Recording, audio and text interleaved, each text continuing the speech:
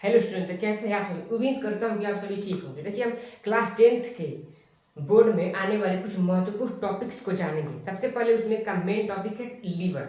देखिए, लीवर जो है वो इंग्लिश शब्द है, बट हम इसको हिंदी में क्या कहते हैं, इसको हिंदी में कहते हैं यकृत। देखिए, जो यकृत होता है, यकृत, इसकी हम सबसे पहले पता करते हैं कि सिचुएटेड कहाँ होता है, स्थित कहाँ होता है।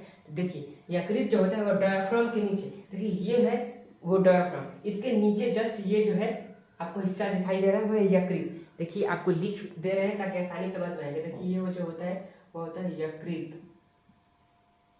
ये जो हिस्सा होता है, ये जो आपको हिस्सा दिखाई दे रहा है वो ये है यकृत। अब जस्ट देखिए अमाशय, अमाशय के ऊपर देखिए ये है जो है आपका अमाशय, ये है आपके अमाशय। तो यानी कि डायफ्राम और अमाशय के बीच वाला जो हिस्सा है उसको बोलते हैं यकृत। देखिए, जो यकृत रस का निर्माण करता है, जो पीत रस का निर्माण करता है, ये है पित्ताशय, ये है पित्ताशय।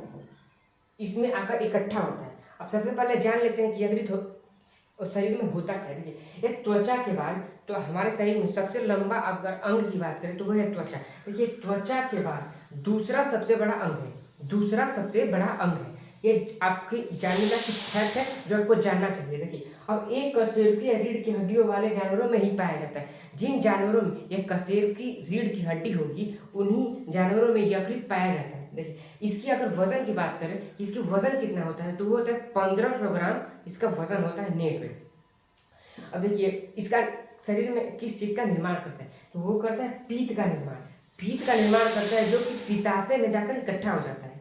अब देखिए, अगर लीवर पे कोई चाकू मार दे तो अगर सबसे तेज शरीर में कोई अंग ठीक होता है तो वो है आपका लीवर। देखिए, कोशिका विभाजन सबसे तेज होती है। लीवर में जो होता है वो कोशिका जो विभाजन होती है वो सबसे तेज होती है। अगर सबसे कम कोशिका विभाजन की बात करें तो होता है ब्रेन, ब्रेन में सबसे कम कोशिका का विभाजन होता है। देखिए, लीवर की अगर रंग की बात करें तो लीवर का रंग होता कैसा है, तो वो होता है लाल भूरा। बहुत सारे ऐसे लीवर भी होते हैं जिसमें लाल रंग होता है और भूरा रंग होता है। भूरा तो नॉर्मल होता है। अब जानेंगे पाचन में सहायता करते हैं। देखिए, ये हमारे भोजन के पाचन में सहायता करता है, आमाशय में जाता है और भोजन की जो पाचन की क्रिया होती है उनमें सहायता करता है। सबसे पहले जान लेते हैं कि ये कौन कौन सा रस का श्रावण करता है और इसका कार्य क्या होता है। देखिए, सबसे पहले पीत रस का श्रावण करता है, पीत रस का श्रावण करता है। देखिए, पीत रस का श्रावण करने के बाद ये हिपेरिन, हिपेरिन का भी श्रावण करता है। ये ब्लड में कुछ कार्य करता है जिसको हम समझेंगे। ये होता है यूरिया का संश्लेषण करता है, फिर से रुधिर का थक्का बनाता है। देखिए, इसको भी हम समझेंगे। तो आइए इन सभी को डिटेल्स में समझते हैं कि ये करते क्या है। यकृत जब इनका श्रावण करता है तो ये जब ये बनते हैं तो इनका कार्य क्या होता है, ये करते क्या है शरीर में, ये करते क्या है। तो आइए इसको भी हम समझते हैं अच्छी तरह से। देखिए, अब हम जान लेते हैं जो यकृत होता है और रस का श्रावण करता है उनका कार्य के बारे में हम जान लेते हैं। देखिए, सबसे पहले ये पीत रस का श्रावण करते हैं। देखिए, पीत रस होता क्या है। देखिए, ये अमाशय रस के जो अम्लीयता है, जो अमाशय रस में अगर अम्लीयता की मात्रा जो है अधिक मात्रा में हो जाती है, पदार्थ में अम्ल की मात्रा अधिक मात्रा में हो जाती है, तो उसको कम करने का कार्य करता है आपका पीत रस। अब देखिए, भोजन को क्षारीय बनाते हैं। देखिए, अगर भोजन अधिक मात्रा में अम्लीयता हो जाता है तो उसको पचने में दिक्कत होता है, भोजन सड़ने लगता है, तो वो भोजन को क्षारीय बनाता है जिसकी वजह से भोजन पच सके। अब देखिए, जीवाणुओं को मारता है। ज़्यादा अम्लीय हो जाएगा भोजन में तो जीवाणु का भी निर्माण होगा, भोजन सड़ेगा तो जीवाणु बनेंगे, वो उनको मारता है और भोजन को सड़ने से बचाता है।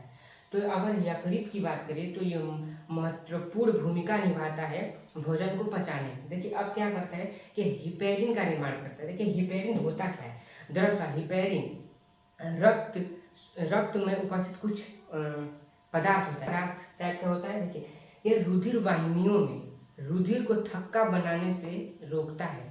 देखिए, अगर रुधिर वाहिनियों में कहीं भी थक्का बन जाए तो ब्लड का सर्कुलेशन जो होता है वो रुक जाता है, जिसकी वजह से आदमी का डेथ हो सकता है। इसलिए यह हिपेरिन जो होता है वो रुधिर वाहिनियों में जो ब्लड का फ्लो है उसको कहीं भी थक्का जमाने वाले कारकों से बचाता है हिपेरिन। अब देखिए, ये यूरिया का संश्लेषण करता है, यानी कि जितने भी यकृत में उपस्थित विषैले पदार्थ हैं उनको ये कम हानिकारक बनाने में सहायता प्रदान करता है, जो कि करता है आपका यकृत। यकृत जो होता है वो रस का स्राव करता है।